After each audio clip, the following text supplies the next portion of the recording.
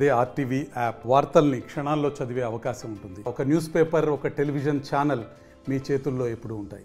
అఖిల్ భారతీయ విద్యార్థి పరిషత్ 43వ రాష్ట్ర మహాసభలు ఈ నెల 23, 24, 25 తేదీల్లో సిద్దిపేటలో నిర్వహించుకోవడం జరుగుతుంది.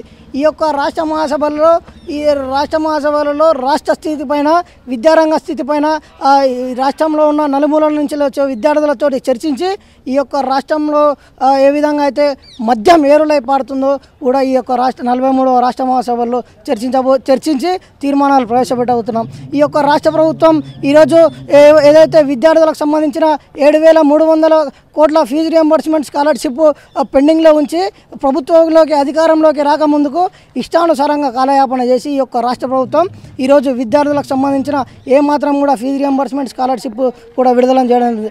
అదేవిధంగా ఈ యొక్క రాష్ట్రంలో మారుమూల ప్రాంతాలకు కూడా ఈరోజు మద్యం ఏరులై పారుతున్నా కానీ ఈ యొక్క రాష్ట్ర ప్రభుత్వం ఏమాత్రం కూడా స్పందించకపోవడం చాలా బాధాకరమైన విషయం. తక్షణమే ఈ అన్నిటి మీద చర్చించి ఈ యొక్క రాష్ట్ర ప్రభుత్వానికి 43వ రాష్ట్ర మహాసభలు ఒక బ్లాక్ పేపర్ రిలీజ్ చేసి ఈ యొక్క రాష్ట్ర ప్రభుత్వానికి ఏ విధంగా దిశానిర్దేశం చేయాలో అఖిల భారతీయ విద్యార్థి పరిషత్ 43వ రాష్ట్ర మహాసభలు బుద్ధి చెప్పాయని తెలియజేస్తూ విద్యారంగ స్థితిపైన, రాష్ట్ర స్థితిపైన తీర్మానాలు ప్రవేశపెట్టి ఈ రాష్ట్రంలో ఈ యొక్క ఏదైతే 6 గ్యారంటీలు ఈ యొక్క రాష్ట్ర ప్రభుత్వం అమలు చేసింది. కానీ ఈరోజు కేవలం ఉచిత బస్సు ఒక్కటే ఈరోజు పరిణామంలోకి తీసుకొని మిగతా 5 గ్యారంటీలు గాలికి వదిలేసిన సందర్భం ఈ యొక్క అధికారంలోకి వచ్చి సంవత్సరం అవుతున్న ఈ యొక్క రాష్ట్ర ప్రభుత్వం కాలయాపన చేసింది. కాబట్టి దీనిపైన కూడా చర్చిస్తాం. అదేవిధంగా సంక్షేమ హాస్టళ్లలో ఈరోజు గురుకుల హాస్టళ్లలో సుమారుగా 48 మంది విద్యార్థులు చనిపోయినా కానీ ఈ రాష్ట్ర ప్రభుత్వం ఏమాత్రం కూడా పట్టించుకోకుండా కాలయాపన చేస్తూ మొన్నటికి మొన్న ఇదే నల్గొండలో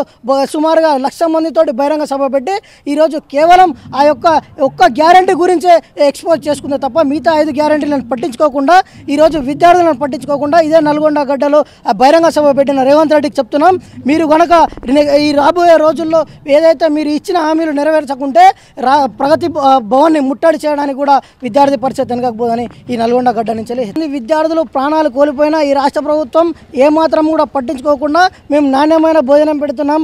ఈరోజు అన్ని గురుకుల హాస్టళ్లలో మౌలిక వసతులు కల్పిస్తున్నామని మీ యొక్క రాష్ట్ర ముఖ్యమంత్రిని అడుగుతున్నాం. మీరు సకాలంలో కల్పిస్తే ఈరోజు విద్యార్థుల పడుకునే హాస్టల్లో గదుల్లో కూడా ఈరోజు పాములు ఎలా పోతాయో ఈ రాష్ట్ర ప్రభుత్వం దీని గురించి స్పందించాలి. ఈరోజు నల్గొండలో ఉన్న మినిస్టర్ సుమారుగా ఇదే నల్గొండ జిల్లాకు చెందిన 5 విద్యార్థులు చనిపోయినా కానీ ఈరోజు వేలాది కోట్లు ఖర్చు పెట్టి ప్రజాపాలన పేరుతోటి వారం రోజులు మీరు యొక్క సంబరాలు జరుపుకురు కానీ ఈరోజు చనిపోయిన విద్యార్థులకు ఏమాత్రం న్యాయం చేసిరో కూడా మీ రాష్ట్ర ప్రభుత్వం విద్యార్థులకు ఈ నల్గొండ జిల్లా ప్రజలకు చూపించాలని డిమాండ్ చేస్తున్నాం.